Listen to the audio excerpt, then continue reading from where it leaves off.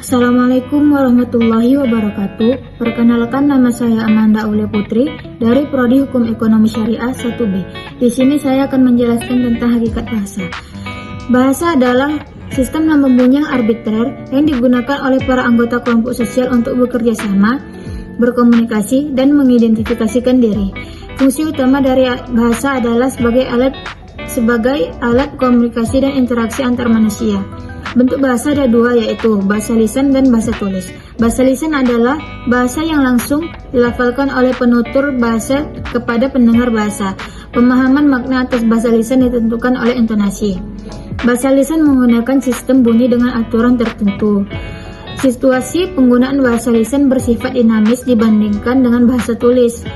Dalam kajian linguistik, bahasa lisan sangat penting karena dianggap sempurna. Orang yang sedang berbicara dapat menambahkan unsur-unsur suprasegmental pada ucapannya. Selain itu, seorang pembicara dapat menambah kejelasan tuturannya dengan bantuan gerakan anggota tubuh. Sedangkan bahasa tulis adalah bentuk bahasa lisan yang menggunakan aksara sebagai sarananya.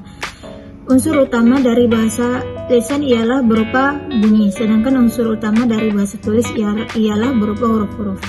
Hakikat bahasa adalah dasar atau intisari atau kenyataan yang sebenarnya dari sistem lambang bunyi tersebut. Berikut beberapa hakikat bahasa. Bahasa itu sebuah sistem bahasa, bukanlah sebuah unsur yang terkumpul secara tak beraturan, tetapi diatur oleh pola-pola yang sistematis dan sistemis, yaitu tersusun dari sistem fonologi, gramatika, dan leksikon.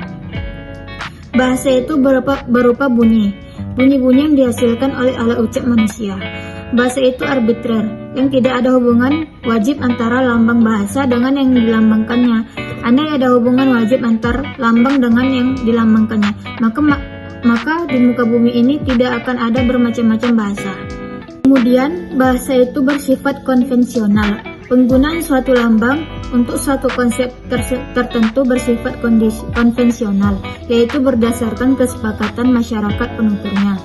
Bahasa itu bersifat unik, artinya bahasa itu mempunyai ciri khas yang spesifik yang tidak bisa dimiliki oleh yang lain. Bahasa itu universal, artinya terdapat ciri-ciri yang sama yang dimiliki oleh setiap bahasa. Contohnya, setiap bahasa memiliki satuan-satuan bahasa yang bermakna, yaitu kata, frasa, klausa, kalimat, dan wacana. Bahasa itu produktif, artinya dapat dibuat satuan-satuan bahasa yang jumlahnya tidak terbatas. Kemudian, bahasa itu bervariasi, yaitu idiolek. Variasi bahasa yang sifatnya perseorangan, dialek. Variasi bahasa yang digunakan oleh sekelompok anggota masyarakat pada suatu tempat atau suatu waktu. Ragam variasi bahasa yang digunakan dalam situasi, keadaan, atau keperluan tertentu. Bahasa itu bersifat dinamis. Bahasa mengalami perubahan seiring dengan perkembangannya zaman. Contohnya pada tataran fenom. Lalu, bahasa merupakan identitas penuturnya. Bahasa merupakan penanda jati diri penuturnya.